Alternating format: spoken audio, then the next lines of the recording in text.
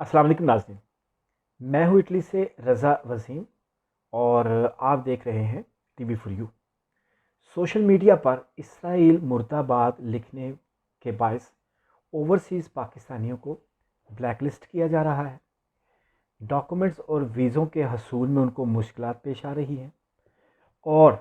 تاحیات غیر قانونی لسٹ میں ان کو شامل کیا جا رہا ہے۔ یہ ایک اہم معاملہ ہے جو پاکستان کی سینٹ میں ڈسکس ہوا ہے۔ اس کی تفصیلات کیا ہیں، اس کے بارے میں ہم آپ کو آج آگاہ کریں گے۔ اگر ابھی تک آپ نے ہمارا یوٹیوب چینل سبسکرائب نہیں کیا تو اسے ضرور سبسکرائب کر لیں تاکہ اس سے متعلق جو مزید ڈیولپمنٹ ہوگی وہ آپ تک ہم شیئر کر سکیں۔ اچھا، سینٹ میں اوورسیز پاکستانیز کی جو قائمہ کمیٹی ہے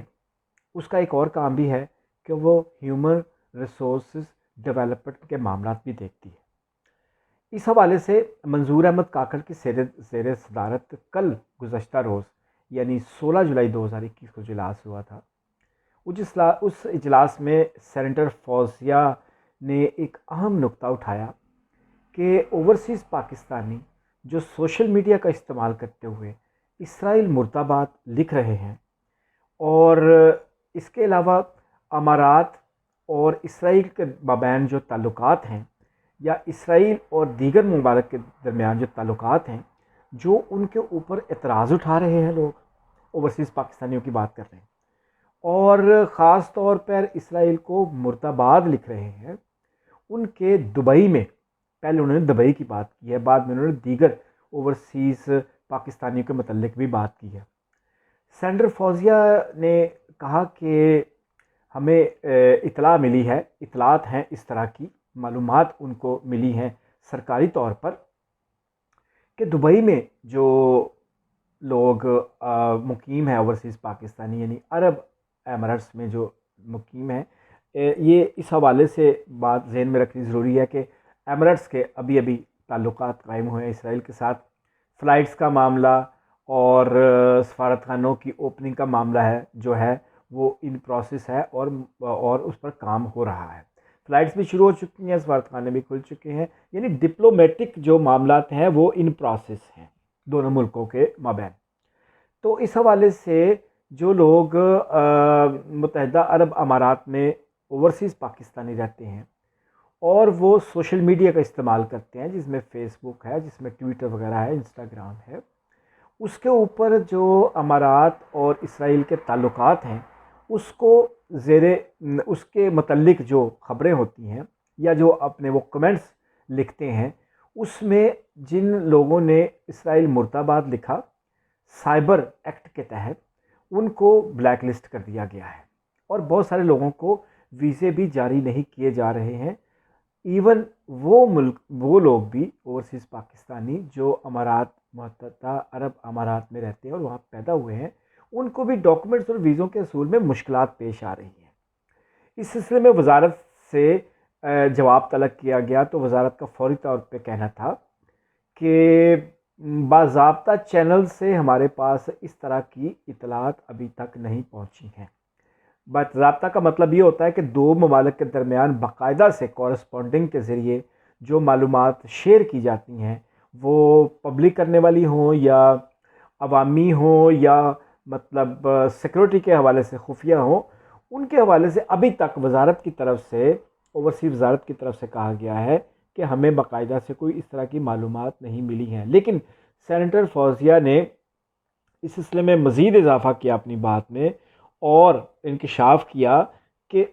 صرف متحدہ عرب امارات ہی نہیں بلکہ بعض دیگر ممالک کے اندر بھی جو لوگ امارات اور اسرائیل کے تعلقات پر نقطہ اعتراض اٹھا رہے ہیں اور تنقید کر رہے ہیں یا مرد آباد اسرائیل لکھ رہے ہیں اور اس کو شیئر کر رہے ہیں یا کمنٹس کر رہے ہیں،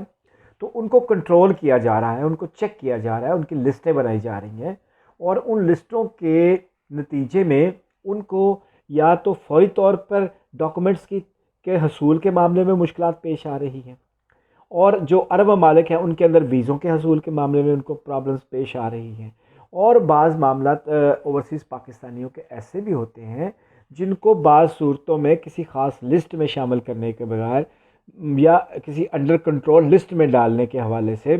پھر ان کو بہت ساری مشکلات پیش آتی ہیں وہاں رہتے ہوئے، پرٹیکولرلی ڈاکومنٹس کے حوالے سے۔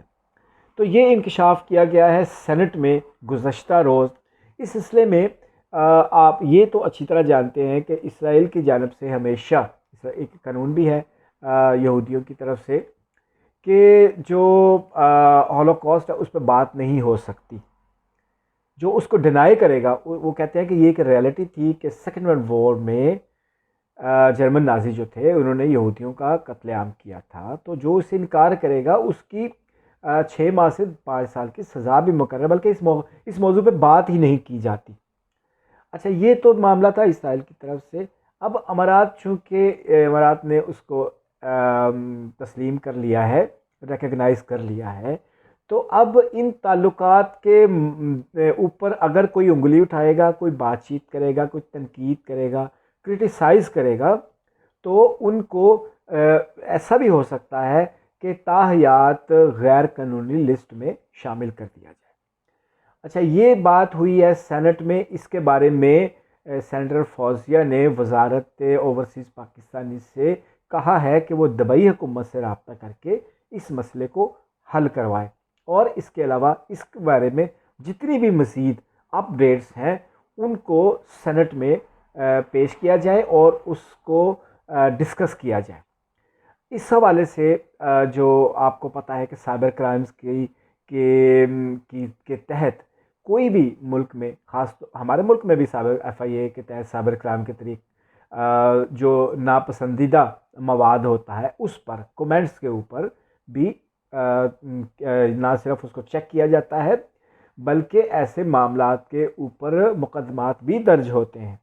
اور تنبیہ ہمیشہ کی جاتی ہے کہ صحت مند مواد کو ہی دیکھا جائے، اور جو قابل اعتراض مواد ہو وہ ملک کی سلامتی کے حوالے سے ہو یا کسی اور معاملے کے حوالے سے ہو جس سے اس ملک کی یا اس قوم کی یا اس معاشرے کی ساکھ کو نقصان پہنچنے کا اندیشہ ہو، تو اس پر بات نہ کی جائے۔ یہ معاملہ زیادہ سیریس ہے یورپ میں، عرب ممالک میں اور امریکہ وغیرہ میں۔ اس حوالے سے احتیاط کرنے کی ضرورت صرف یہ ہے کہ جو اوورسیز پاکستانی ہوتے ہیں، چونکہ وہ پردیس میں بہت سارے ممالک ایسے ہیں جہاں پہ وہ پرماننٹ حیثیت میں رہ رہے ہوتے ہیں، بعض جگہ پہ وہ عارضی حیثیت میں رہ رہے ہوتے ہیں، تو ان کو چاہیے کہ سوشل میڈیا کا جب استعمال کریں تو they must be very careful about using the social media, particularly for passing the comments or sharing such matter which is objectionable۔ تو اس حوالے سے اوورسیز پاکستانیوں کو احتیاط کرنی پڑے گی، مزید احتیاط کرنی پڑے گی۔ آج کا دور میں جو حالات چل رہے ہیں یورپ میں، تو آپ دیکھتے ہیں کہ جو ہماری حیثیت ہوتی ہے پرماننٹ، موسٹلی حیثیت کم لوگوں کی ہوتی ہے، اور جو ذمہ دار لوگ ہوتے ہیں وہ کبھی بھی سوشل میڈیا کا غلط استعمال نہیں کرتے، لیکن اس کا غلط استعمال یہی ہے کہ سوچے سمجھے بغیر ایسی ویب سائٹ کو ٹچ نہ کیا جائے اور ایسے معاملات کے اوپر کمنٹس پاس نہ کیے جائیں جو قابل اعتراض ہوں اور جن پر قانونی آئینی اعتبار سے، اس ملک کی قانونی آئینی اعتبار سے یا اخلاقی طور پر وہ غیر مناسب ہو۔ تو آج تک کے لیے اتنا ہی۔ اپنا خیال رکھیے گا۔ سینٹ کو یا پارلیمنٹ کو اس سلسلے میں مزید جو معلومات سرکاری طور پر حاصل ہوں گی